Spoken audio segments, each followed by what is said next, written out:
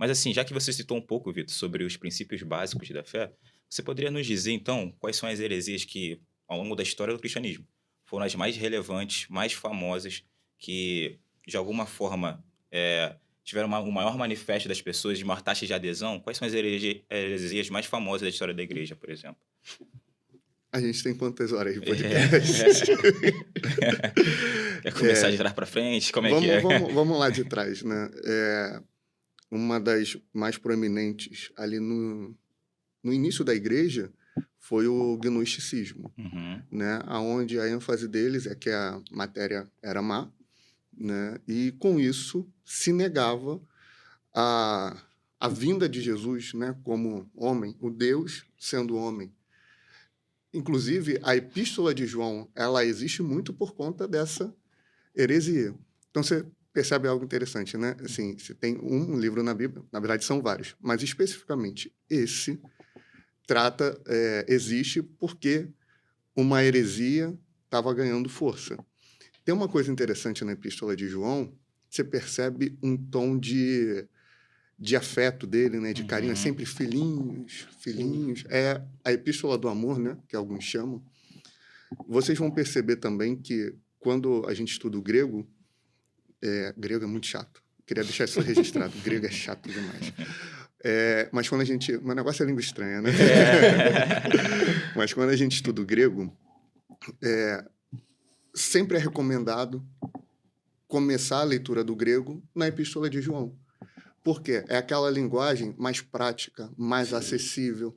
Paulo, às vezes, é um pouquinho mais robusto, um pouco Uhum. mais técnico. Agora, 1 João, não. Por que isso? Porque João tinha uma preocupação muito grande com essa heresia que estava ganhando força, e a igreja, que o ser humano adora uma novidade, né? Sim. Chega alguém, olha, eu descobri a pólvora, eu descobri um novo. Um Veio um mendigo, né? A anjo, conspiração, é né? Exato. isso. Veio um anjo, falou comigo, né? A voz do anjo, né? Já dizia a música, né? Sussurrou no meu ouvido. A voz do demônio que Sim. sussurrou, né? É, que vem com uma novidade, aquela coisa toda. João vem combatendo isso com a sua epístola, né? Que estava tendo essa crescente ali na época do gnosticismo. Tem o arianismo ele é terrível, né? Que ele vem, assim, na identidade de Jesus, Uhum. igual o gnosticismo, só que aí é no outro ponto, né? Uhum. É quebrando, ou tentando quebrar, né?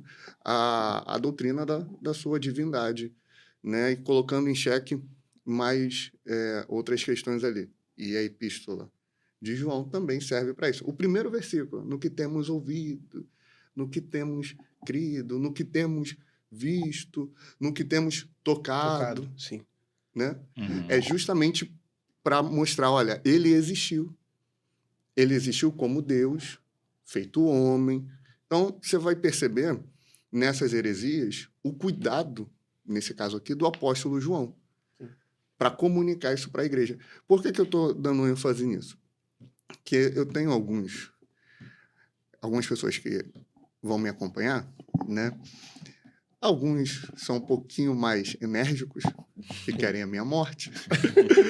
Outros que querem, sei lá, a minha prisão, né? Outros que só querem hatear. E tá tudo certo. Pode continuar. Porque acham que a gente faz esse trabalho querendo a polêmica, querendo o Uhum. like, O sensacionalismo o e tal. sensacionalismo. O Vitor é o profeta do caos. Não é isso. É o cuidado que, desde o princípio, o Espírito Santo vai tendo com a sua igreja para preservar a fé. Inclusive, Judas, que só tem um capítulo, versículo 3, fala, né? Batalhai pela vossa fé.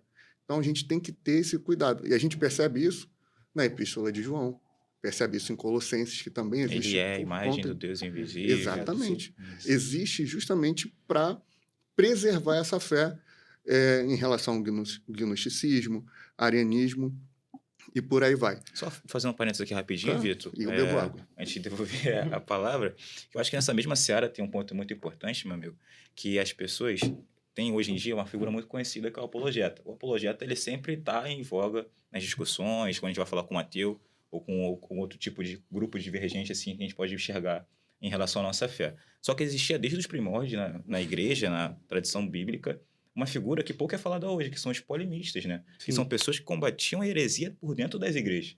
E muitas das vezes, essas pessoas que, como o Vitor, que se levantam para poder falar sobre esse assunto, não que o Vitor tem que ser uma figura central e ser só ele nisso, porque o propósito do podcast é você também em casa estar capacitado para falar a respeito disso e defender a nossa fé, é criticado, sabe, é visto como alguém que está querendo fazer alguma coisa só para poder pegar um like, Pra aparecer e tal, né? e isso é muito errôneo, isso é muito perigoso, né? Sim, sim. Exatamente. Mas é uma linha muito tênue. Isso. Porque vai ter alguns que vão se levantar e vão olhar e falar assim, olha, da visualização, se eu falar mal de A, B ou C, Sim. Uhum. se eu for mais enérgico, né? A motivação ela vai contar muito em relação a isso. Então, se você não faz por amor, por preocupação com a igreja, por chamado, por vocação também, porque não adianta, né? Tem gente que faz e fala, estão falando mal de mim, você queria o quê? É o profeta Jeremias, quando ele se levanta. O que que acontece? Irmão, é calabouço, é ele mesmo incrédulo. Senhor, não prego mais, ninguém me ouve. É por isso que é o profeta chorão, né? O profeta Kiko. Ó, tudo reclama. Brincadeira. Mas é porque é difícil. Sim, sim. Né? Então, Elias é outro exemplo disso também, Elias, né? diversos outros E profetas. tem pessoas falando que são o último. Pois é. É cada louco que tem por aí. Mas falando das heresias mais famosas, Sim, né? Você estava sim. no arianismo, né?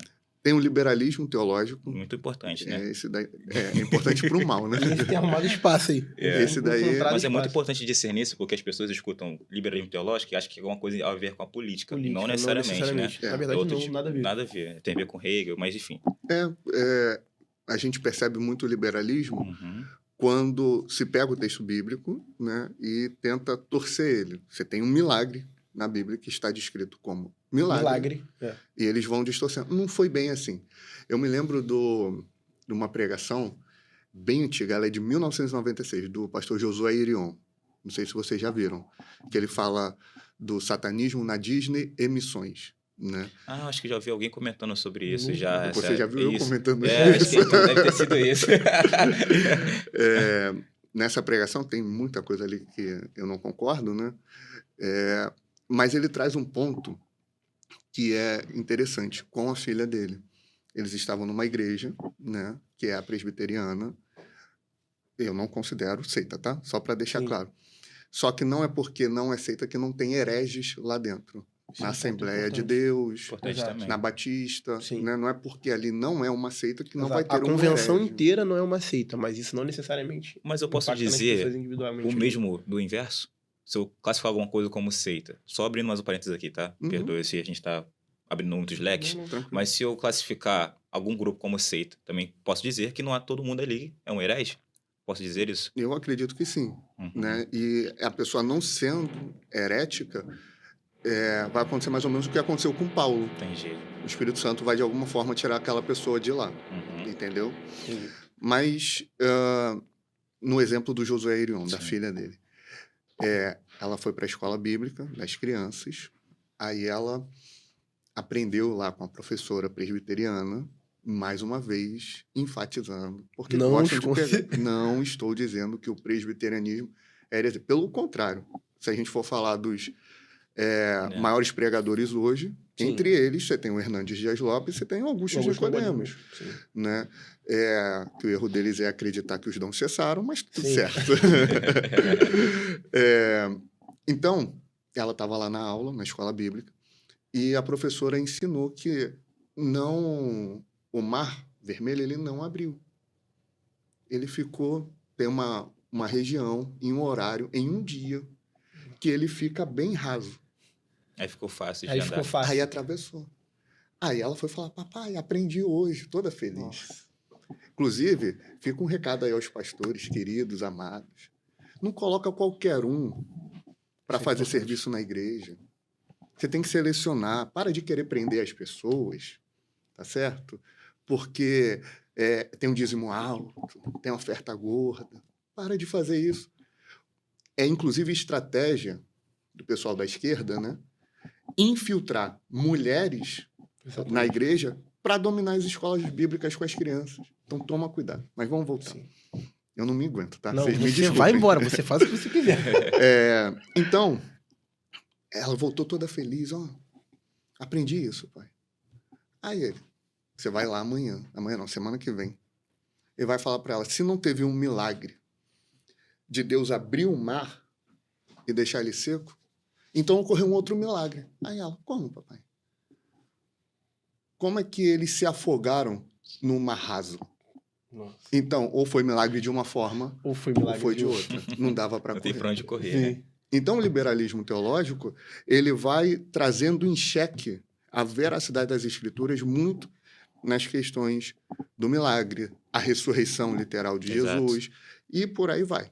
Né? Vai negar a inspiração da Bíblia. É aquela máxima diabólica. A Bíblia não é a palavra de Deus. Isso. Ela contém. Nossa, É isso aí me tão, incomoda super. é tão bonito, né? Tão É. sonoro quando tu ouve. Já que foi Mas feito a por heresia- homens, né? É, A pessoa é, fala a palavra isso. de Deus, porque não foi Deus que escreveu. Exatamente. E é bonito, né? Porque o herege, a heresia, ela vem com essa roupagem intelectual, ela vem com essa Exato. roupagem assim emocional que mexe. Não é a palavra de Deus, ela contém. Então temos que descobrir na Bíblia o que é a palavra. Então quem vai dizer o que é a palavra de Deus na Bíblia? É você? É. Inteligentão, semideus, O cara, o apóstolo, só se for apostila, né? E tem os testemunhos de Jeová também, né? E os mormons, que aí é algo que a gente está bem próximo, né? Assim, de nós. Inclusive, os mormons estão fazendo um trabalho muito grande nas redes sociais, Muito grande. sim. né? Fazendo conteúdo, anúncio, porque eles estão Uhum. angariando cada vez mais adeptos. Qual que é o grande problema deles? Também negar a divindade de Jesus, né? E isso é muito perigoso, porque se tu for conversar com eles, eles vão botar Jesus lá em cima. Até mais do que muito crente. Tem muito crente que fala mais do diabo do que de Jesus. É verdade. Exatamente. Que fala mais de si mesmo do que de Jesus. Que vai pregar, tu sabe a vida dele, meu irmão, Toda. inteira. E o texto? Nada. É o que o Hernandes fala, né? Abre o texto, lê o Lê o texto texto e frega o foge. texto. É isso Vai aí. embora do texto, esquece o texto. É melhor rasgar a Bíblia logo. Porque não vai ter nada de bom ali naquela mensagem. Se não tem Jesus, não Uhum. tem nada de bom. Mas o testemunho de Jeová, ele vai falar muito bem de Jesus. Botar ele lá em cima. Mas sempre vai se referir a ele como um grande profeta, Um grande homem. um grande homem, Parecido um pensador. com o que o islamismo faz com Jesus, né? Exatamente. Figura histórica. Acho que a maioria das heresias, elas fazem justamente isso, né? É. Porque quando tu tira a divindade de Jesus, tu tira a característica primária da nossa fé. Ele, quando citou as epístolas de João, eu lembro do capítulo 1 do Evangelho de João, que fala que no princípio era o verbo, e o verbo era Deus, ali já ponto final, entendeu? Uhum. É a base do livro inteiro.